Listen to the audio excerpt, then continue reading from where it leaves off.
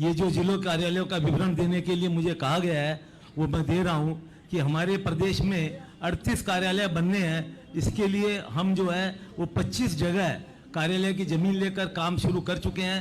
आज जिसमें से 9 कार्यालयों का उद्घाटन हुआ है, 4 कार्यालयों में काम चल रहा है, 5 कार्यालयों के अंदर में जो है वो हम रेडी फॉर कंस्ट्रक्शन है, और 7 कार्यालयों के अंदर में हम लोगों ने जो है वो गवर्नमेंट से, सरकार से परमिशन के लिए आवेदन किया हुआ है, और 13 ही ऐसे स्थान बचे हैं जिसके अंदर में हम जो है वो अभी ज़मीन की तलाश कर रहे हैं। इसमें से 2-3 जगह ज़मीन की तलाश करने में निकट भविष्य में सफल होंगे, और आशा करते हैं कि चुनाव होते होते हम जो है सब जगह ज़मीन लेकर और कम से कम 25 जगह जो है वो कार्यालयों का निर्माण जो है वो शुरू कर देंगे। और इसी दौरान जो है हो सकेगा तो हम जो है उनका उद्घाटन भी जो है वो हमारे राष्ट्रीय अध्यक्ष जी से कराने में सफल होंगे।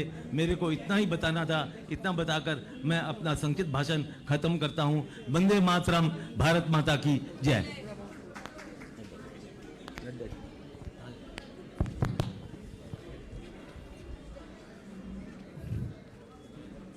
আমি সবাই আমরা বিশেষ আগ্রহের জন্য বসে আছি এবং যে 9টি কার্যালয়ের সমস্ত কার্যকর্তারা আর আগ্রহে বসে আছেন। আর আমাদের খুব সৌভাগ্য, আমাদের মাঝখানে উপস্থিত হয়েছেন আমাদের রাষ্ট্রীয় সভাপতি মাননীয় জগৎ প্রসাদ নাড্ডাজি। আমি মাননীয় নাড্ডাজিকে অনুরোধ করব যে আজকে এই 9টি কার্যালয় এবং আমাদের এই কেন্দ্রীয় কার্যালয় উদ্বোধন উনি করলেন এবং কিছু আমাদের সামনে ওনার বক্তব্য রাখার জন্য माननीय नड्डा जी।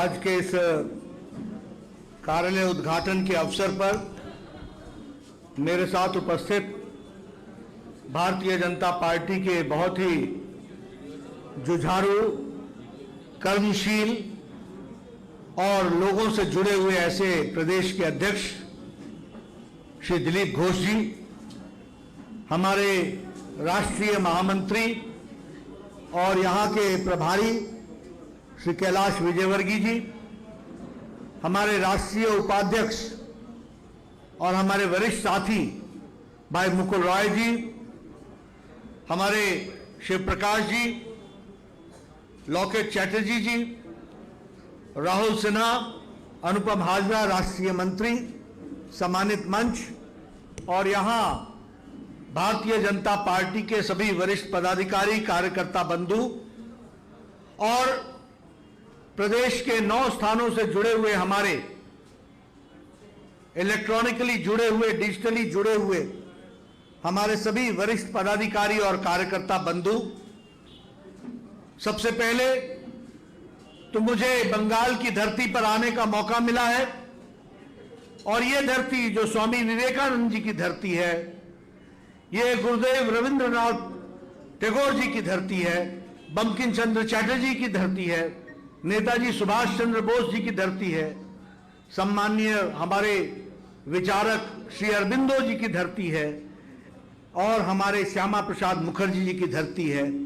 ऐसी पवित्र और दुनिया और देश को दृष्टि देने वाली धरती को मैं नमन करता हूं, और इसके माध्यम से करोड़ों लोग जो यहां बंगाल में बसते हैं उनके लिए यह आग्रह भी करता हूं कि हम सब लोग बंगाल की संस्कृति को जीवित भी रखेंगे और उसको आगे बढ़ाने के लिए जो महापुरुषों ने योगदान किया है उसके साथ अपने आप को जोड़ते हुए इस संस्कृति को और आगे बढ़ाने का हम काम करेंगे।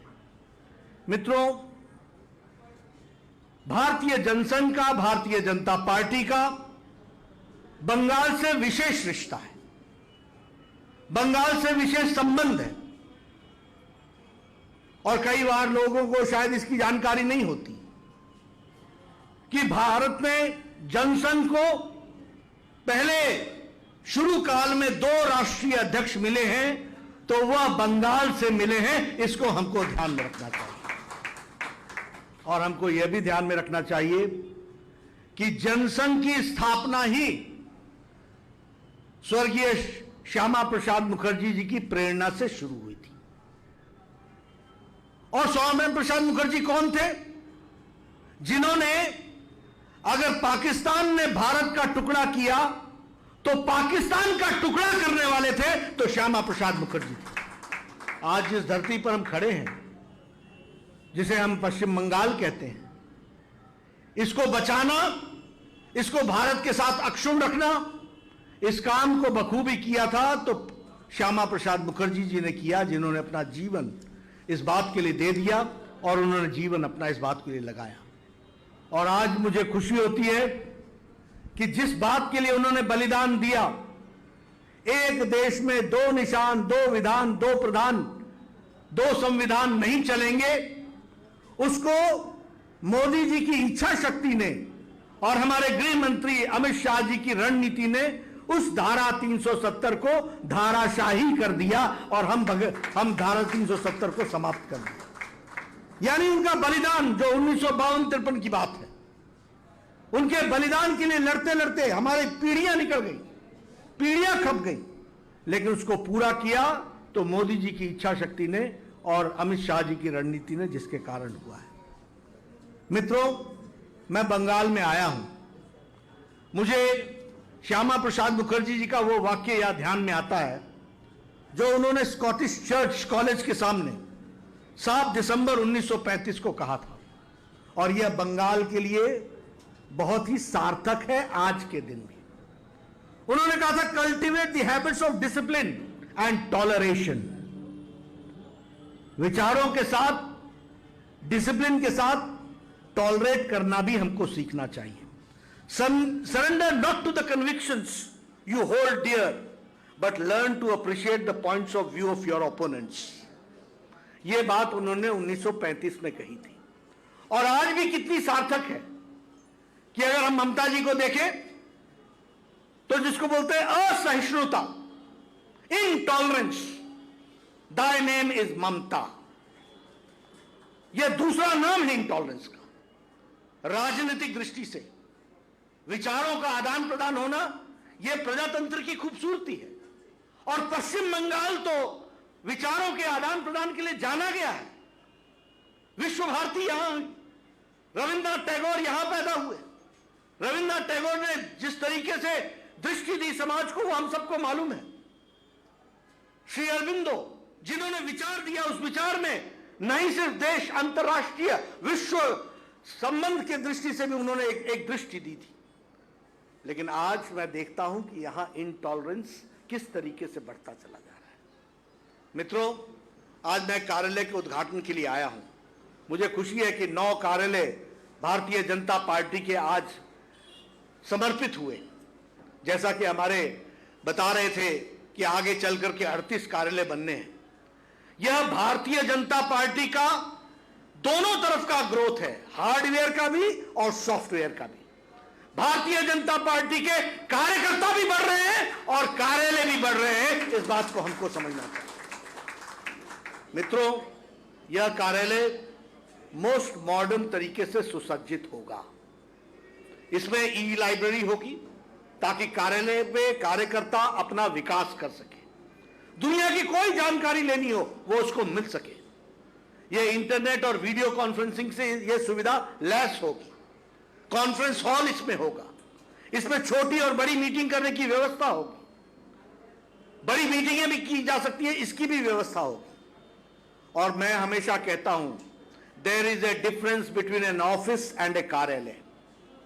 ऑफिस वर्क फ्रॉम 10 to 5, कार्यालय वर्क 24/7/365, हर समय चलता है। और कार्यालय संस्कार का केंद्र है।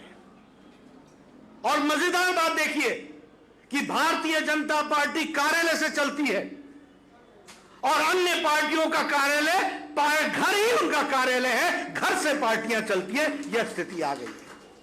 अन्य राजनीतिक दल, पार्टी परिवार ही पार्टी है, परिवार में सीमित हो गई है। ऊपर से शुरू करो और नीचे तक चले जाओ, जाल बिछा हुआ है। और टीएमसी भी इससे अलग नहीं है, यह भी परिवार की पार्टी बन गई है, यह हमको समझना चाहिए।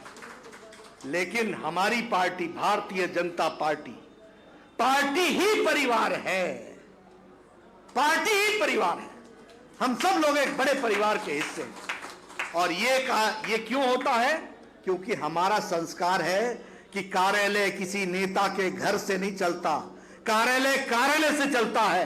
और कार्यालय में कार्यकर्ता होता है, कार्यकारिणी होती है, कार्यक्रम होता है, कोष होता है और कार्यकर्ता होता है। इस बात को हमको समझना चाहिए।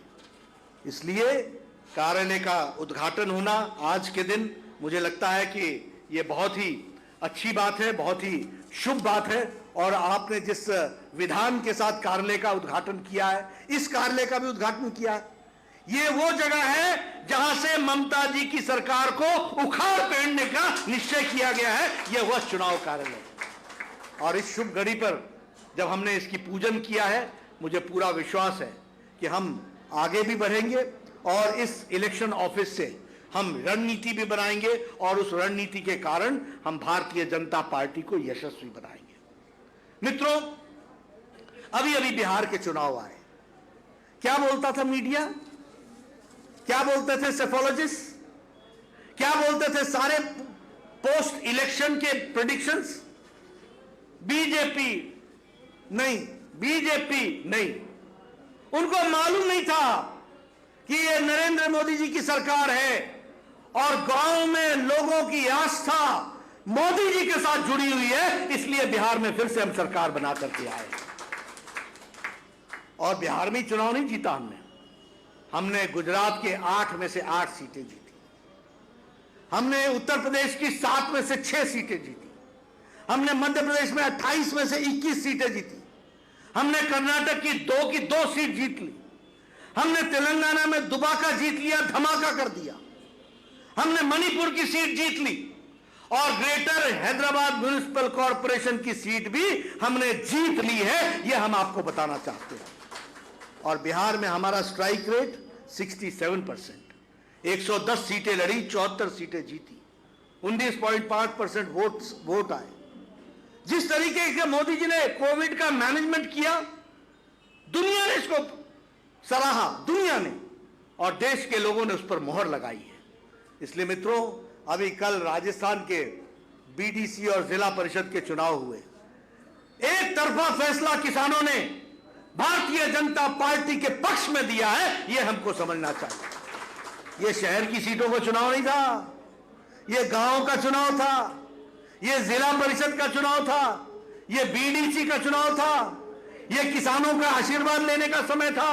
और किसानों ने अपना आशीर्वाद भरपूर भारतीय जनता पार्टी को राजस्थान में दिया है, यह हमको ध्यान में रखना चाहिए। इसलिए मित्रों, जब चुनाव की बारी आती है तो भारतीय जनता पार्टी हमेशा आगे बढ़कर के इसमें हिस्सा भी लेती है और विजयश्री भी होती है। बंगाल में भी भारतीय जनता पार्टी ने एक लंबी लड़ाई लड़ी है।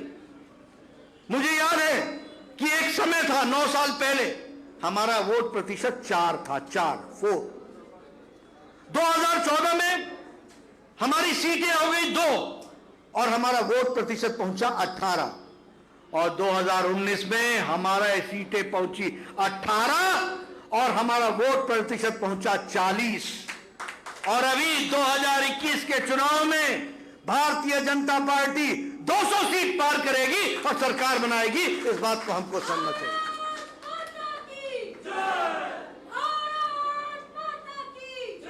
मैं ये सारी बातें आपके सामने इसलिए कह रहा हूं कि लोग भारतीय जनता पार्टी के साथ हैं, लोग मोदी जी के साथ हैं, लोग आशीर्वाद देना चाहते हैं।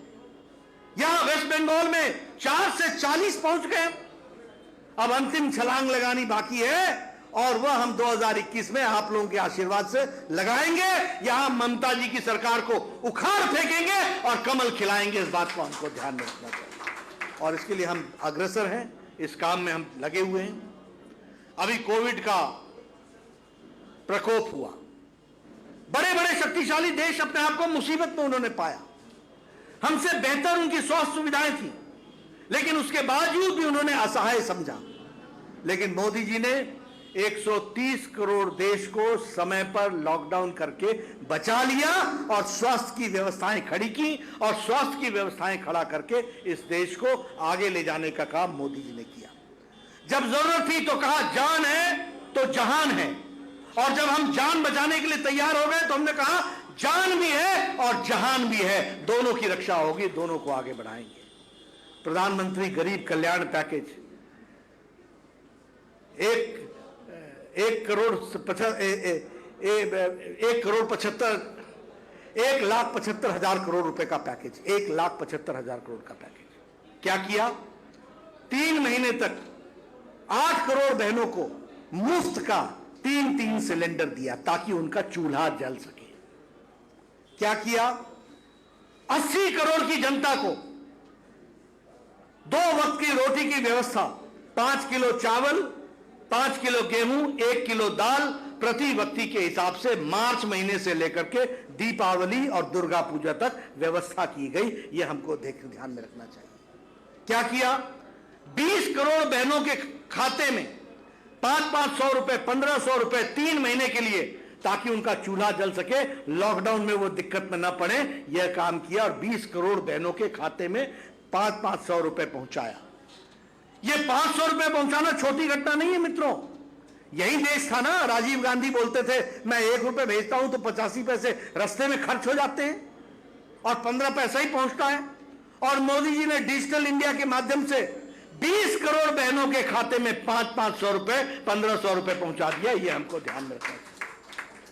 दिव्यांगों के लिए, बुजुर्गों के लिए, विधवा बहनों के लिए 1,000 रुपए 3 महीने के लिए पहुंचाने की व्यवस्था की गई। इसलिए मित्रों, और बंगाल की भी बात करें तो 21 लाख लोगों को इसमें से बेनिफिशियरीज हुए और 21.33 लाख लोगों को 2,100 करोड़ रुपए का अदायगी की गई है। यह हमको ध्यान में रखना चाहिए। उसी तरीके से फूड ग्रेन में 8.77 lakh metric ton lockdown period में दिया गया और अनलॉकडाउन पीरियड में 8.67 लाख मीट्रिक टन गेहूं और अनाज बांटा गया। यह स्थिति हुई है। आत्मनिर्भर भारत के अभियान में 20 लाख करोड़ रुपए का पैकेज दिया गया। 3 लाख रुपए एमएसएमई सेक्टर को दिया गया। 1 लाख रुपए हमारे किसान भाइयों को दिया गया। मैं आपसे निवेदन करूंगा, आप फार्मर्स प्रोड्यूसर्स ऑर्गेनाइजेशन बनाइए, अपने किसानों की योजना बनाइए। आपको क्या चाहिए? मंडी तक सड़क चाहिए गांव से। आपको क्या चाहिए? आपको कोल्ड स्टोरेज चाहिए। आपको क्या चाहिए? अनाज के लिए स्टोरेज चाहिए। आपको क्या चाहिए? अनाज के लिए वैल्यू एडिशन के लिए कोई फैक्ट्री चाहिए। कार्यक्रम का प्लानिंग आप करेंगे, पैसा मोदी जी देंगे 1 लाख करोड़ रुपए, ताकि उसका विकास हो सके। इस तरीके की योजना बनी। मित्रों, हमें आत्मनिर्भर भारत के तहत लोकल के लिए वोकल भी होना है। वोकल होना है फॉर लोकल। और उसमें मैं कई बार देखता हूं तो आपके यहां जूट है, आपके यहां ब्रास है, आपके यहां बेल मेटल है, आपके यहां नेचुरल फाइबर है, बबुई ग्रास है, आपके यहां ढोकरा जूट है। ये इन चीजों की ब्रांडिंग करने की जरूरत है और इनकी वर्ल्ड ब्रांडिंग करने की जरूरत है। और मुझे पूरा विश्वास है कि आप सब लोग इस काम को आगे बढ़ाएंगे। मुझे खुशी है कि भारतीय जनता पार्टी के हमारे अपने कार्यकर्ता, बहुत मेहनत आपने लॉकडाउन पीरियड में किया और आपने गरीबों की चिंता की है। मुझे जानकारी मिली है कि 1 करोड़ 6 लाख फूड पैकेट्स वेस्ट बंगाल के कार्यकर्ताओं ने बांटे हैं लॉकडाउन की अवस्था में।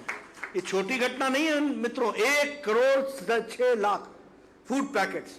उसी तरीके से राशन पैकेट्स यानी राशन किट, आपने लगभग 30,000 राशन किट्स बांटे हैं गरीबों के लिए, गरीब बस्ती में। उसी तरीके से आपने फेस कवर लगभग 31.5 ये आपने फेस कवर्स बांटे हैं और आपने 1 करोड़ लोगों को पीएम केयर फंड से जोड़ने का काम किया है। मैं वेस्ट बंगाल की यूनिट को बधाई देना चाहता हूं कि उन्होंने इतना अच्छा, इतना सुंदर काम किया है। लेकिन लॉकडाउन में जब हमारे कार्यकर्ताओं ने इतना सुंदर काम किया तो ममता जी ने भी हमारी पार्टी को डिस्टर्ब करने में कोई कसर नहीं छोड़ी। दिलीप दा, उनको अरेस्ट कर लिया, उनको घूमने नहीं दिया। हमारे सुभाष सरकार, उनको घूमने नहीं दिया। ये सब एमपीज थे, इनके घर के आगे पर्चे लगा दिए।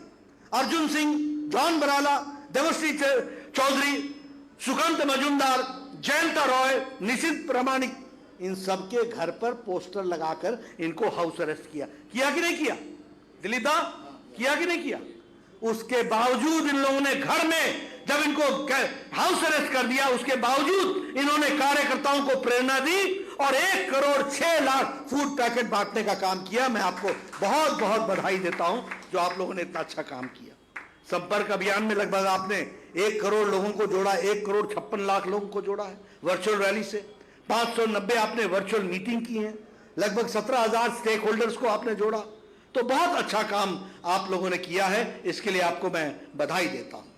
मित्रों, जब मैं वेस्ट बंगाल में आया हूं तो मुझे दुख भी होता है और शर्मसार भी होता हूं। मैं जो बंगाल संस्कृति के लिए जाना जाता था, जो बंगाल विराट हृदय के लिए जाना जाता था, जो बंगाल सोनार बंगाल के लिए जाना जाता था, आज वहां वायलेंस, करप्शन, भ्रष्टाचार, भाई भतीजावाद, अपना पराया और इसके साथ साथ विकास के विरुद्ध काम करने की योजना बनने का काम ये टीएमसी की सरकार ने पकड़ा है।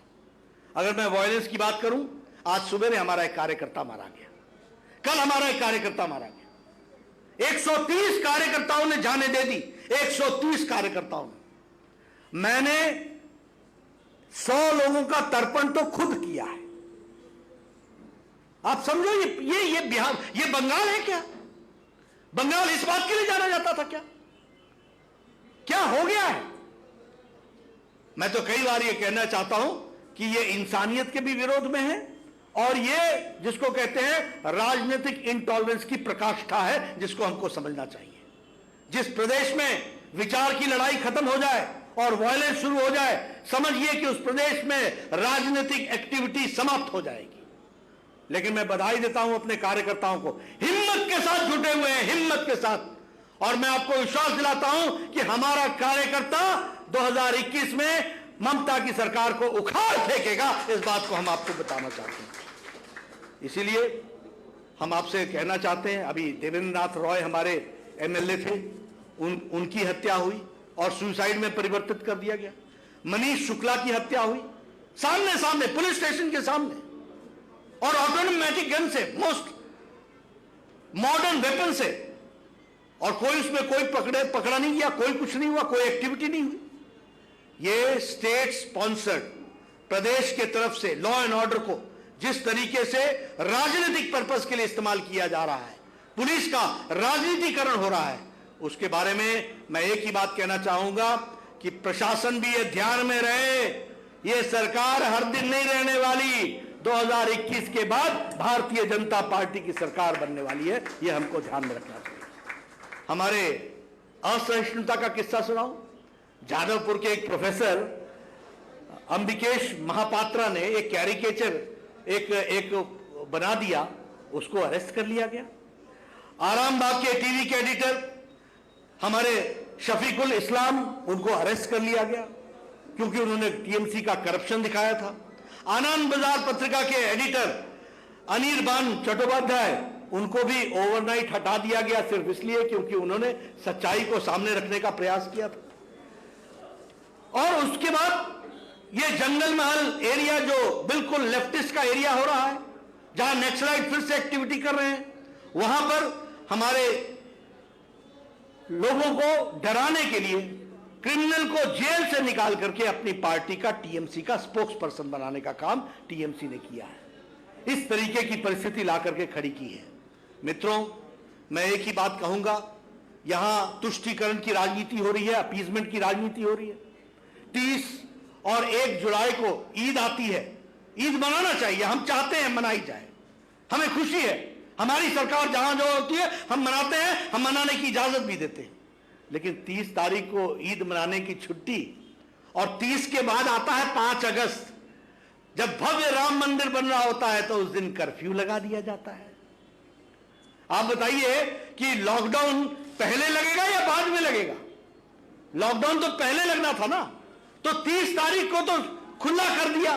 बहुत अच्छी बात है, कोई बुरी बात नहीं है, लोगों को ईद मनाना चाहिए, गले मिलना चाहिए, सारी बातें सही है। लेकिन 5 तारीख को लॉकडाउन क्यों लगाया? क्योंकि उस दिन भव्य राम मंदिर का शिलान्यास प्रधानमंत्री मोदी जी अयोध्या की नगरी में कर रहे थे और हजारों साल की तमन्ना, करोड़ों लोगों की तमन्ना को उन्होंने उस दिन साकार किया, जिसमें हमारे लोग भी भाग ले सकते थे। तो ये इस तरीके का अपीसमेंट का काम चल रहा है।